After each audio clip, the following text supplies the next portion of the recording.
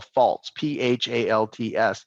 And so working with this client today, and she was just wrapped up in a story, wrapped up in her turmoil. And what I find happens is there's nothing more frustrating than trying to fix something that's not broken, right? And the way this shows up internally is she woke up, she had a bad dream about an ex-boyfriend that she had, and then she woke up and she was in a bad mood, and then she continued to try to figure out, and then what the mind does, the mind's a 2 million-year-old software application that's meant to do one thing and one thing only, and that's meant to find meaning. And so she woke up and she had this charge, and she was all wrapped. Remember, we talk about expansive and compressive thoughts. And so she was all compressed and trying to figure out, why am I feeling the way that I'm feeling? And this is an automatic process. The mind says, okay, there must be something wrong. And so then what happens is we go outside, and there's this crust, that subconscious crust that says, that presupposition saying there's something wrong. And seeing is not believing, believing is seeing, right? So then she went out in the outside world and said, what is causing this discomfort? It's this, it's that, it's this, it's that.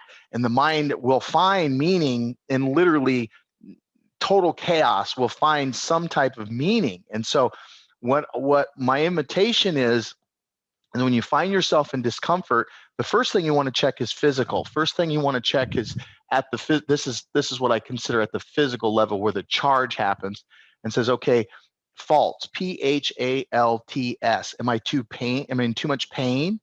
Am I too much hunger? Is there too much anger? Am I too tired? Am I too stressed? Right? Because when I can go, okay, wait a minute, am I too angry? Am I too this? Am I too that? Am I too stressed? Then I go, oh, okay, now I have the thread to pull on to solve the charge. Think about it, when I'm working with people, a lot of times I'll find when people overeat, people that are overeaters, what I find they're looking for is they're looking for certainty. Because when I eat, then I'm full, I feel safe now. And if I'm hungry, then what happens is a signal can get sent up to my mind saying there's something wrong and I don't feel safe. What is it? And then again, we project out into the world and go, okay, why am I not safe? If I'm in too much pain, it's kind of like, imagine if you've got if you take a feather and you just rub it across your arm. Well, it's nothing, right? It tickles. But if you've got a sore, an open wound, and you rub that feather across it, well, then I'm gonna ow, right? So if I'm in too much pain, many times I get stressed out, frustrated, overwhelmed, and and so every little thing then touches that, much like a feather across that arm.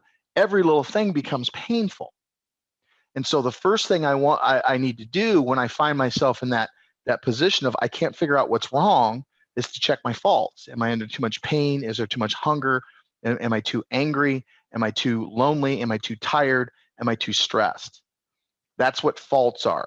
That's the first, because the physical body is our primary, it's like our primary relationship is us. I am my primary relationship. And if I don't treat my body right, if I don't treat what's going on in here right, then many times I can project out into the world that there's something wrong when there's nothing wrong. If I don't feel I have the energy to get through, then I can start to feel not good enough. I'm not going to make it. I don't have the fuel I need to get where I'm going. One of the key ingredients of understanding is starting to look at, why does my train of thought, why does my narrative, why does my plot, second influence point, right? What is the chatter going on in my head, and what could be causing that? What am I making meaning when there is none? Because if it's a fault, if it's caused by faults, then what ends up happening is I project out into the real world a problem when there isn't one, and now I'm trying to fix something that's not broken. This is where we talk about people trying to fill that empty space inside of them. It's a very practical piece of that, to say, okay, wait a minute, I just need to go get myself some food. You know what? I just need some rest. You know what? I'm in a little bit of pain right now. I've got to manage my pain, right? And it gives us some kind of a practical tool to deal with the charge that's going on internal, right? Oh, wow, stress. If I'm too stressed out, which is really just the overachiever's word for fear, right? If I'm too stressed out, then everything looks like it's stressful. I create this meaning where there isn't any. That's false.